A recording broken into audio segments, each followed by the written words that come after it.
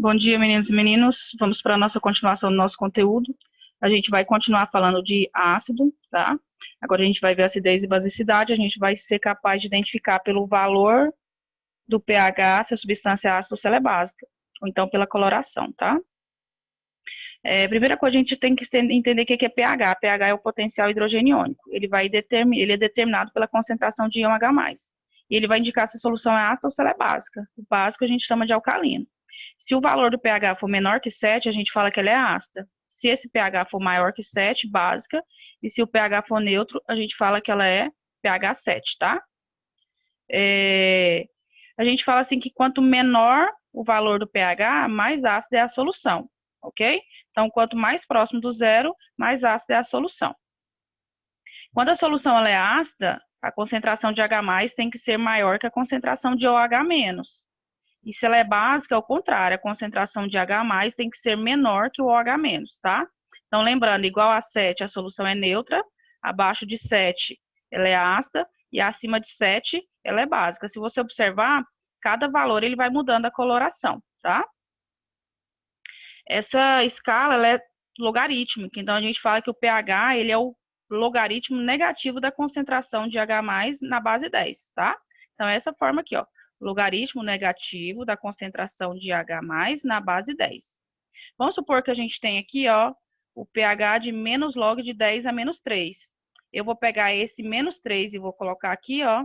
Então, menos vezes menos vira mais. Então, a gente fala que o pH é igual a 3, tá?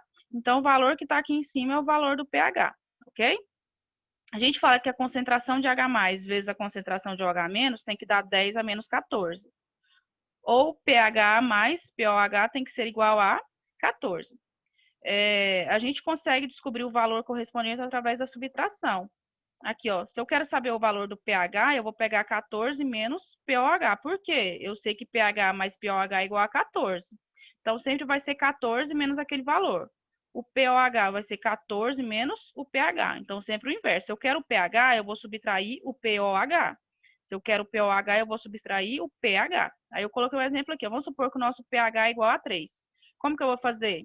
Eu quero descobrir o pOH. Então, o pOH vai ser 14 menos o valor do pH, que nesse caso é 3. Então, o nosso pOH vale 9. Acima de 7 é básico, então a gente descobriu que essa substância é básica, tá?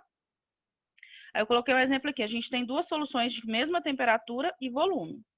Uma tem pH igual a 4 e a outra tem pH igual a 3. O que a gente vai ter que descobrir a partir disso? A segunda solução, que tem pH 3, que tem um pH menor, ela possui 10 vezes mais concentração de H+ que a primeira, tá? Então, cada vez que diminui uma unidade, está aumentando 10 vezes mais a concentração de H+. A gente tem indicadores ácido-básico, eles vão indicar se a solução ela é ácida ou se ela é básica, tá? A gente pode usar o papel tornassol ou a fenolftaleína. A fenolftaleína, ela fica rosa quando ela está em contato com o meio básico e ela fica incolor quando ela está com o meio ácido. Então, aqui, ó, a fenolftaleína, ela é rosa em meio básico. Então, ela está rosa, quer dizer que a substância que estava aqui ela era básica, a solução era básica. E ela é incolor quando a solução ela é ácida ou neutra, tá? Este aqui é o papel de tornassol, tá? Esse papel você coloca na substância, vê a coloração que ele fica, vai lá na legendinha dele, ó, e vê qual que é a coloração mais aproximada. E você descobre o valor que essa substância, que essa solução tem pela coloração. E você sabe se ela é ácida ou se ela é básica, tá? Os indicadores naturais, eles são extraídos de muitos vegetais. A gente pode extrair da folha de repolho roxo, da beterraba, da uva, da jabuticaba, tá? Então, a gente tem indicadores naturais também. Exemplos no cotidiano que a gente tem. O ácido clorídrico, que é o HCl, ele tem pH igual a 0,1, então ele é ácido, tá? O vinagre, o pH dele é 2,4. Então, aqui, ó, tá abaixo de 7, ele é ácido. O ovo tem pH 8,5. 8,5 tá aqui, ó, nesse intervalo aqui, ó, de 8 para 9. Passou de 7, ele é básico, tá? A amônia, ele tem pH 11,6, então ele é base, tá acima de 7, ele é alcalino. Leite de magnésio é 10,5, tá acima de 7, então ele é alcalino, tá? A água da torneira, ela é neutra, ela tem pH 7, então ela é neutra, tá? A chuva ácida, ela é um termo, isso aqui é um exemplo, tá? A chuva ácida é um termo que se refere à precipitação a partir da atmosfera de chuva com quantidades de ácido nítrico e sulfídrico maiores que o normal. Os precursores da chuva ácida vêm tanto de fontes naturais tais como vulcões e vegetação em decomposição, quanto de processos industriais, principalmente emissões de dióxido de enxofre e óxidos de nitrogênio, resultantes da queima de combustíveis fósseis. O pH da água da chuva é considerado normal quando ele é 5,5. Quando o pH é diferente disso, a gente fala que ele é uma chuva ácida, tá? Aí aqui ele falou assim, um químico monitorando uma região altamente industrializada observou que o pH da água da chuva era igual a 4,5. Aí ele colocou assim, ó, considerando que a acidez está relacionada com a concentração de H3 ou mais, que é a mesma coisa que H+, é correto afirmar que a água com pH 4,5 era.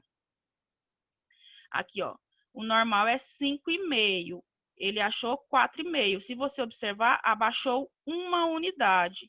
Quando abaixa uma unidade, quer dizer que a concentração de íon H+ é 10 vezes maior, tá? Então, ela é 10 vezes mais ácida que a normal, ok? Outro exemplo que eu coloquei. Os sistemas químicos baseiam-se em algumas características. Os sistemas ácidos caracterizam-se pela liberação de íon hidrônio, que é o H+, ou H3 ou mais. Os sistemas básicos baseiam na liberação de íons hidroxila, que é o OH-, que é da base.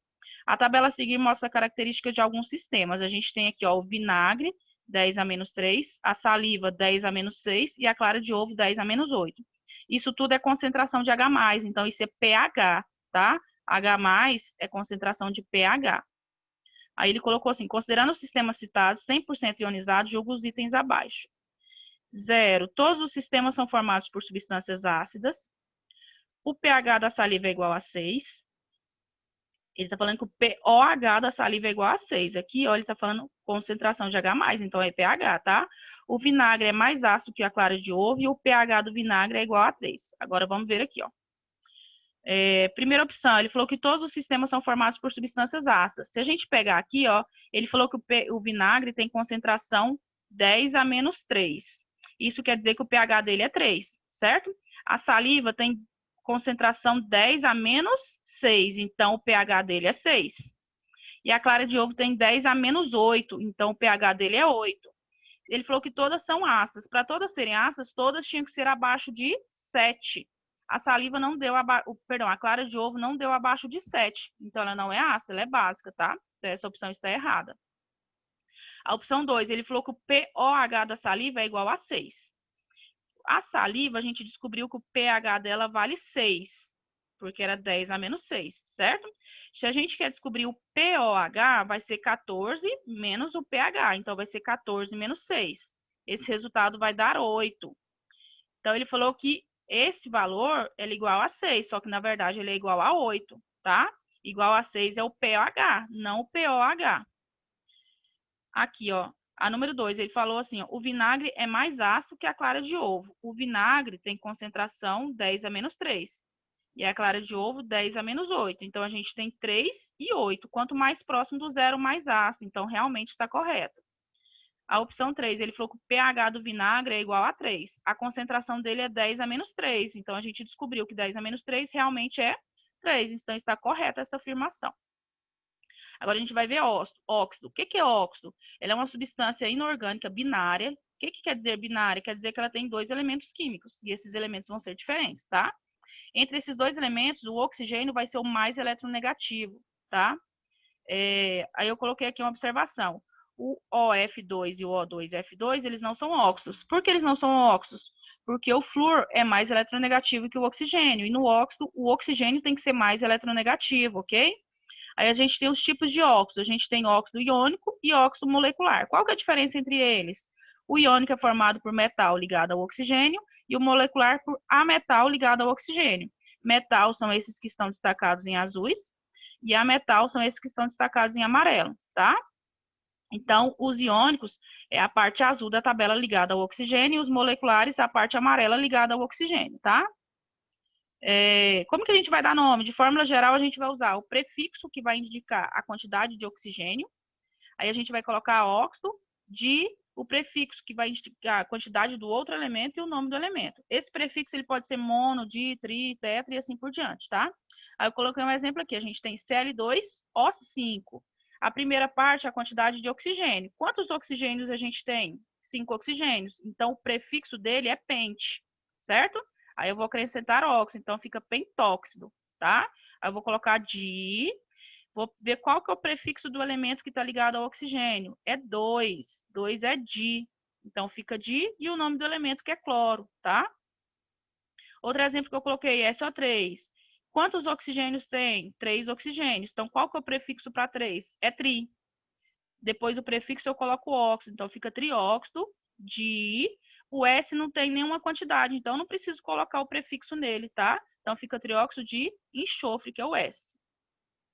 O CO, quantos oxigênios eu tenho? Eu tenho só um oxigênio, então fica mono, tá?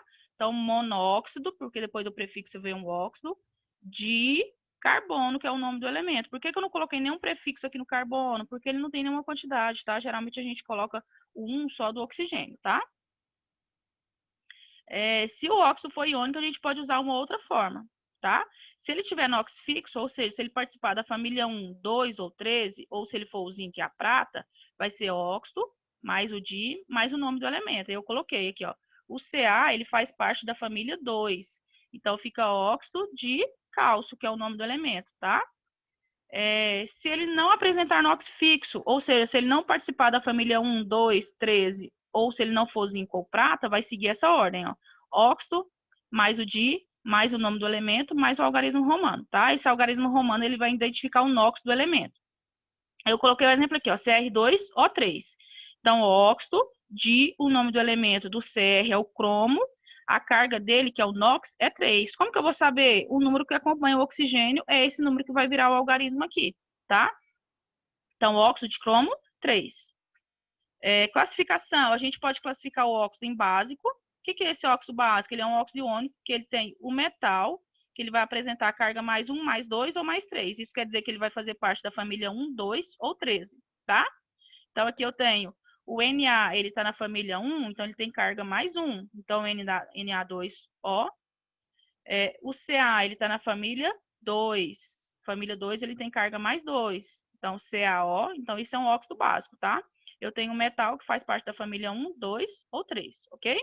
Peróxido. Peróxido é quando eu possuo dois hidrogênios ligados entre si, que é o O2 com carga menos 2, tá? O exemplo que eu coloquei é H2O2, peróxido de hidrogênio, ele é conhecido como água oxigenada. O Na2O2, então apareceu oxigênio duas vezes ligado entre si, ele é um peróxido, tá? Próxima classificação é óxido ácido. Como que eu vou reconhecer o óxido ácido? Ele também é chamado de anidro, tá?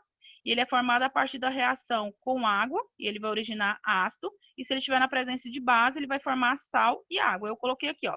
O SO3, se ele está na reação com água, na presença com água, ele forma o H2SO4. Então, ele formou um ácido. Então, quer dizer que isso aqui é um óxido ácido, tá?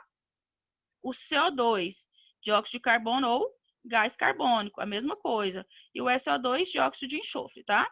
Então, essa foi a nossa aula. Bons estudos, se cuidem. Até a próxima. Tchau, tchau.